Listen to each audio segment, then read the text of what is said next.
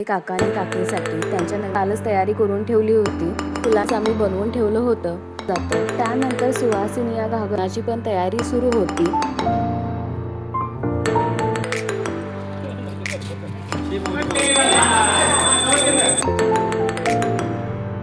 बहीण भावासाठी हे सगळं का आणते हे जर गुरुजींनी सकाळी एकदम छान आहे। हा आहे प्रसादाचा शिरा। हाय गुड मॉर्निंग, तुम्हा सर्वांचं खूप मनापासून स्वागत आहे माझ्या यूट्यूब चॅनलमध्ये। आणि आत्ताच एक व्हिडिओ मी शेवट करून हा दुसरा व्हिडिओ बनवायला घेतला आहे। आणि आता मी चालले आहे नीलूच्या घरी, त्यांच्याच वास्तुपूजा आहे तर त्यासाठीच मी चालले। तर हा व्हिडिओ नक्की शेवटपर्यंत बघा आणि आवडल्यास तर माझ्या चॅनलला सबस्क्राईब करा। आजचा हा व्लॉग खूप स्पेशल आहे काका आणि काकींसाठी। त्यांच्या नवीन घराची आज वास्तुपूजा आहे। कालपासूनच तयारी सुरू केली होती। घर साफसफाई, डेकोरेशन, रांगोळी या सगळ्याची कालच तयारी करून ठेवली होती। फुलांच्या माळा, तोरण हे कालच आम्ही बनवून ठेवलं होतं।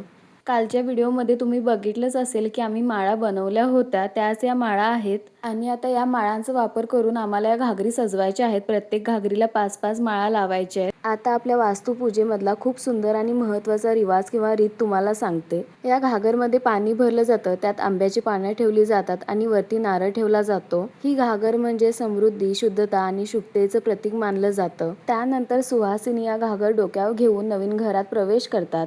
हा क्षण खूप खास असतो, कारण असं मानलं जातं की या पवित्र पाण्यासोबत सुख, समृद्धी आणि सकारात्मक ऊर्जा घरात येते। त्याचीच तयारी मामी इथे करत होत्या। घागरींना हळदी कुंकू पण लावून घेतलं होतं।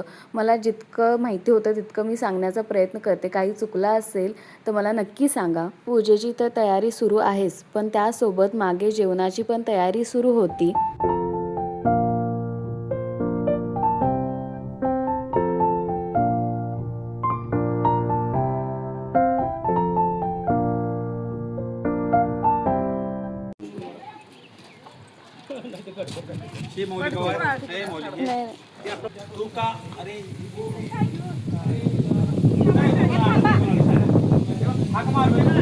याच घागरबद्दल मी सांगत होते।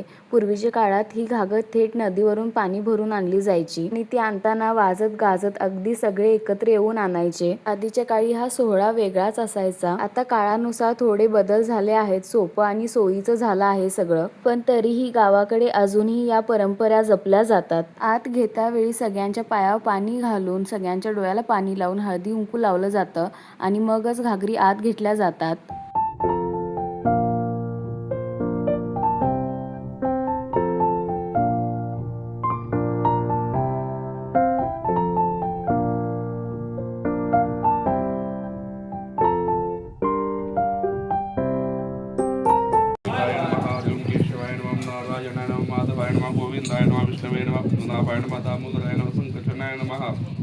वासुदेवाय नमः, प्रद्युम्नाय उपेंद्राय नमः, हरे नमः, श्रीकृष्णाय नमः। अक्षता श्री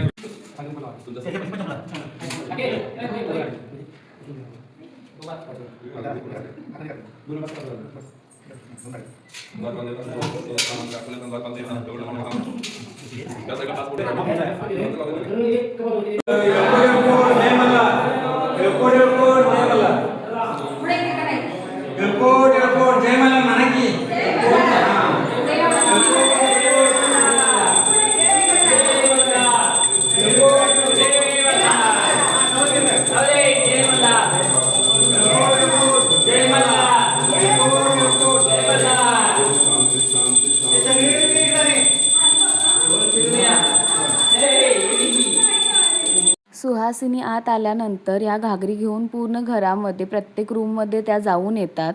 त्यानंतर या सगळ्या घागरी उतरून त्यांच्या जागेवर ठेवल्या जातात आणि घागरी फिरवताना आपल्या कुलदेवतेचं नाव घेतलं जातं।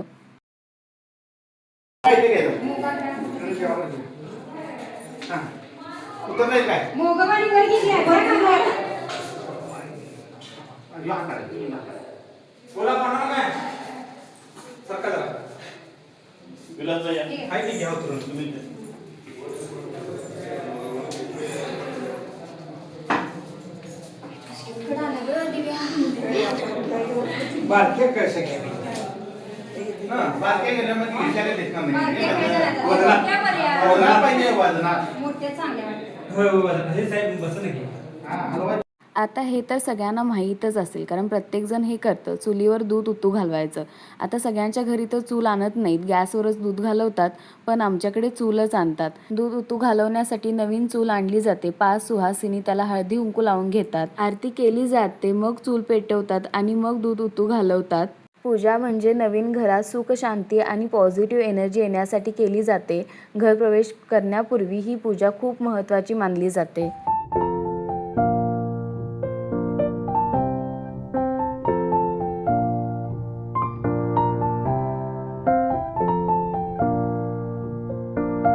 आता वेळ आहे दुर्डी सोडण्याची. आता तुमच्याकडे दुर्डीला काय म्हणतात मला नक्की सांगा. हे सगळं काकांच्या बहिणी घेऊन आल्या होत्या. खूप गोष्टी होत्या. केळी, भाकरी भाजी, आंबील, चटणी, लोणचं अशा खूप गोष्टी आणल्या होत्या. बहीण भावासाठी हे सगळं का आणते हे जर तुम्हाला माहीत असेल तर तेही मला सांगा.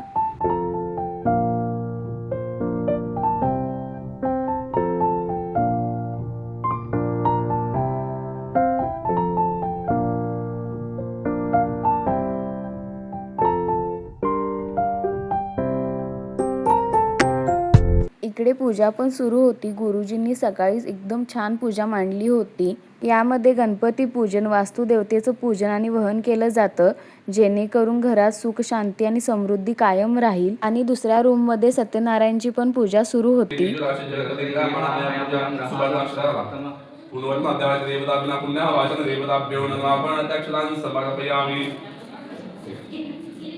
थोडंसं पाणी शिंपडायचं सुपाऱ्यांना तिथं ठीक आहे. ते त्याला बुडवायचं त्याला सांगायचं. तुम्ही हाताला हात लावायचा. हात लावायचा. निम्मा मिळतंय नाही मिळत नाही मध्ये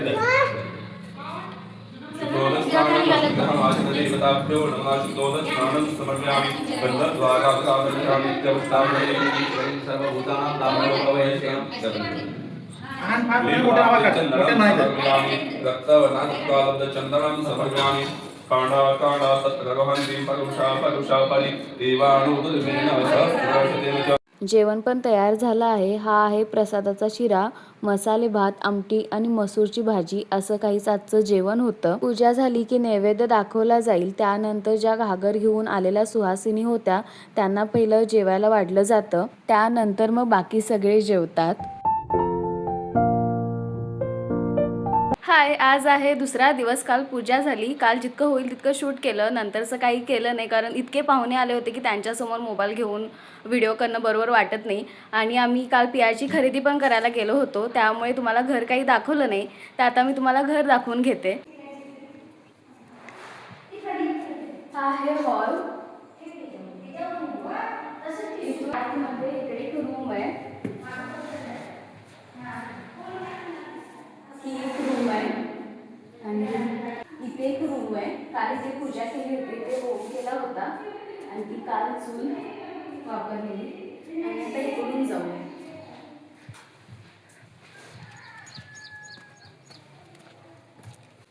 हे किचन आहे. काल पूजा झालं, थोडं सामान आणलं होतं, थोडं लावलंय, थोडं लावायचं आहे. आणि इकडे एक रूम आहे. आणि आता वरती जाऊया. वरती 2 रूम आहेत, त्या दाखवते. ही वरची रूम आहे आणि हा टेरेस आहे. आणि इकडे रूम आणि इथे एक रूम आहे. असं आहे घर. तुम्हाला हा व्हिडिओ कसा वाटला मला नक्की सांगा आणि आवडला असेल तर माझ्या चॅनलला सबस्क्राईब करा. आपण भेटू नेक्स्ट ब्लॉगमध्ये. बाय.